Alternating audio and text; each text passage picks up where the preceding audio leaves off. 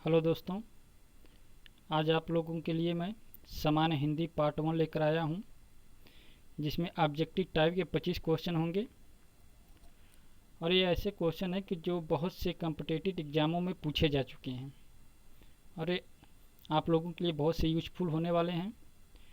तो ज़्यादा देर नहीं करते हुए हम स्टार्ट करते हैं। पहला क्वेश्चन दिया गया है, भाषा शब्द संस्कृत के किस धातु से बना है? भाषा शब्द संस्कृत के किस धातु से बना है? ऑप्शन क में दिया गया है भाष्य, ख है भाषा, ग है भास, घ है भास। तो हमारा सही आंसर हो जाएगा ग, भास।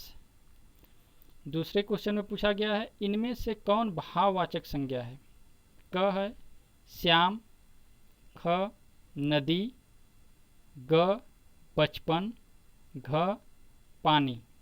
तो भाववाचक संज्ञा, तो भाववाचक संज्ञा क्या हो जाएगी हमारी? ग, बचपन। सही ऑप्शन हो जाएगा ग, बचपन। तीसरे क्वेश्चन में पूछा जा रहा है, निजवाचक सर्वनाम का प्रयोग किस वाक्य में छुपा है? निजवाचक सर्वनाम का प्रयोग किस वाक्य में छुपा है? ऑप्शन क में है, यह मेरी निजी पुस्तक है। ख, आज अपनापन कहाँ है। ग, अपनों से क्या छुपाना।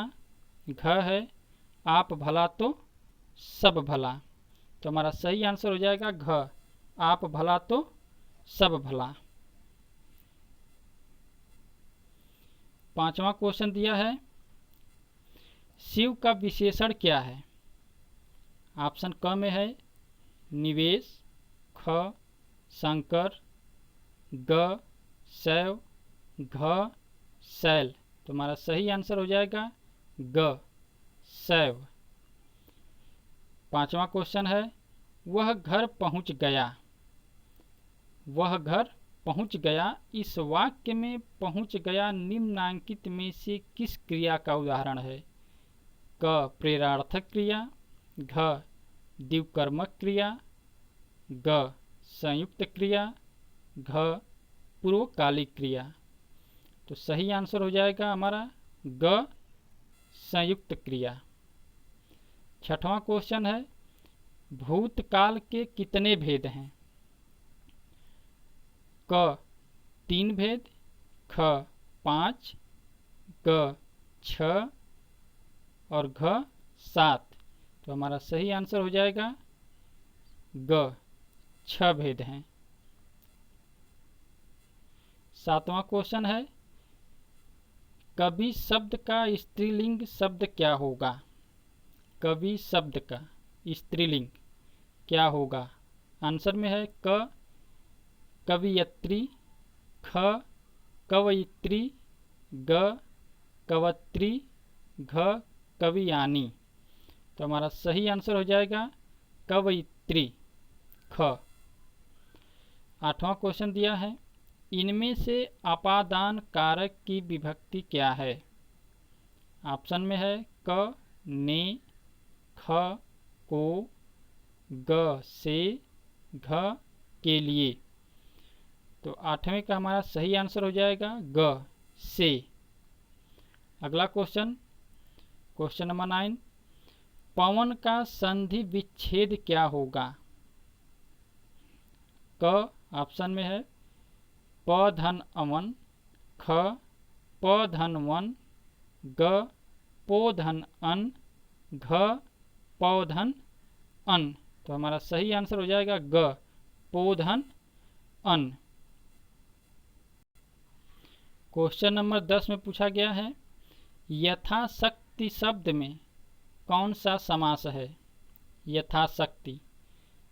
ऑप्शन में है क अव्ययी भाव समास, ख तत्पुरुष समास, ग द्वंद्व समास, घ द्विगु समास। तो हमारा सही आंसर हो जाएगा क अव्ययी भाव समास। 11वें क्वेश्चन में है, इनमें कौन छायावादी कवि हैं? इनमें कौन छायावादी कवि हैं? ऑप्शन में है क दिनकर, ख नागार्जुन, ग केदारनाथ, घ जयशंकर प्रसाद। तो हमारा सही आंसर हो जाएगा जयशंकर प्रसाद। क्वेश्चन नंबर 12 में पूछा गया है कविता में मुक्त छंद का प्रयोग किसने आरंभ किया था? निराला, ख पंत, ग केदारनाथ, घ भवानी प्रसाद मिश्र। तो हमारा सही आंसर हो जाएगा निराला ने। क्वेश्चन नंबर 13 में पूछा गया है कि जयशंकर प्रसाद की काव्य भाषा कौन सी है? क अवधी, ख मगही, ग मैथिली, घ खड़ी बोली हिंदी। तो सही आंसर हो जाएगा हमारा खड़ी बोली हिंदी, घ। क्वेश्चन नंबर 14 में पूछा गया है मधुर मधुर मेरे दीपक जल में कौन सा भाव व्यक्त हुआ है?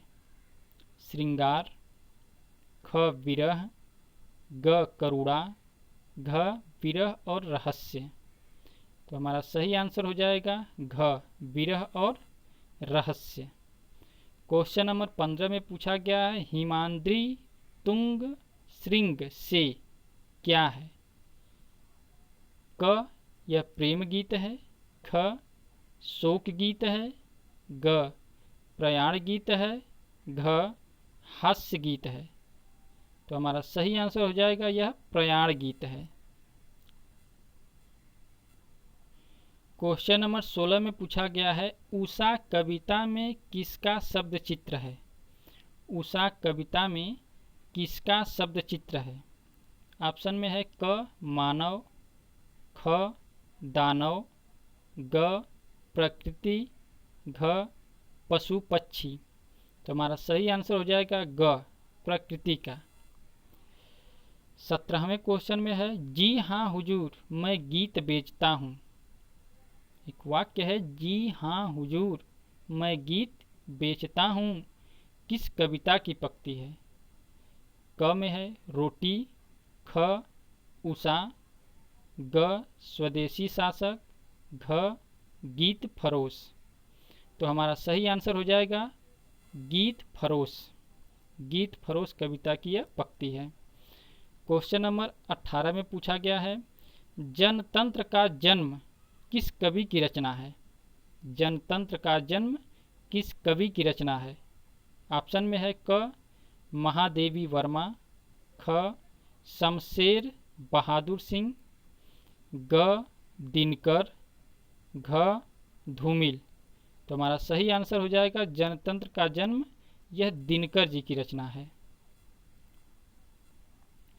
क्वेश्चन नंबर 19 में पूछा है इनमें से कौन आंचलिक कथाकार है?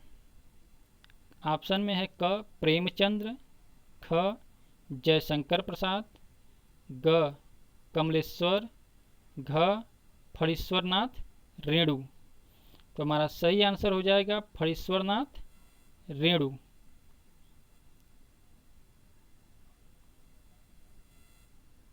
ठीक, फणीश्वरनाथ रेणु। क्वेश्चन नंबर 20 में पूछा गया है अलगू चौधरी और जुम्मन शेख किस कहानी के पात्र हैं? अलगू चौधरी और जुम्मन शेख किस कहानी के पात्र हैं? ऑप्शन में है पंच परमेश्वर, ख में है सुभान खां, ग है वापसी, घ है परिंदे। तो 20वें का सही आंसर हो जाएगा यह पंच परमेश्वर के पात्र हैं, ऑप्शन क। क्वेश्चन नंबर 21 में पूछा गया है इनमें से कौन सी कहानी चरित्र प्रधान है? इनमें से कौन सी कहानी चरित्र प्रधान है?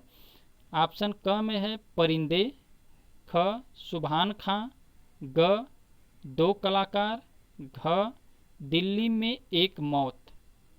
तो हमारा सही आंसर हो जाएगा 21 का सुभान खां, ख वाला।